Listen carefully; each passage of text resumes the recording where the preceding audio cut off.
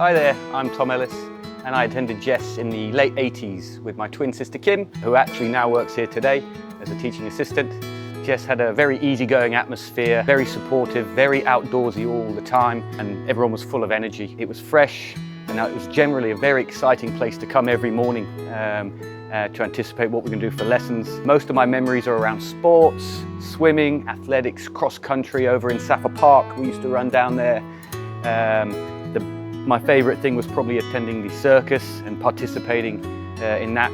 Mr. Nunes and Mrs. Nunes were the PE teachers who helped me become who I was as a little gymnast. I was lucky enough to be the house captain for Lana, I believe it was called back then, the yellow, we wore yellow.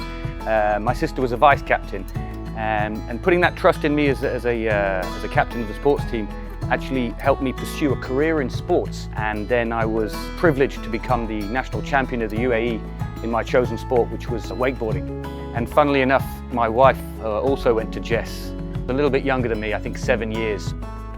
Hi, I'm Zhineh. I went to JESS from 1991 to 1998. I have the most amazing memories of JESS, just being so much fun, being incredibly excited to get to school every day, see my friends and be in the amazing space that JESS was. I've got the fondest memories of school, reading Biff and Chip from the central area with my friends, playing conkers under the conker tree, which I think is still there. I remember Miss McQueen inspiring my love for the arts. I started my career as a photographer and now work as a florist, so that was definitely inspired from all those years ago, and I remember it so fondly. Miss Duncan was one of my favourite teachers. I remember growing up in JESS and always wanted her to be my teacher, so when I got to year 6 and I found out that she was, I was ecstatic.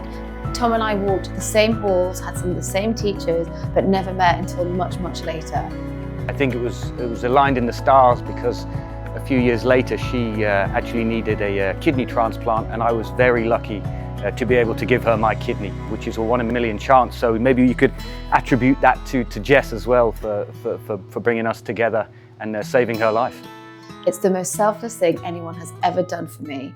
Everyone thought my siblings would be my donor match, but when it turned out to be Tom, we couldn't believe it. It's incredible to think that a little boy who walked the same halls as me would one day become my husband and also save my life. One word I would use to describe JESS would be supportive. Magical.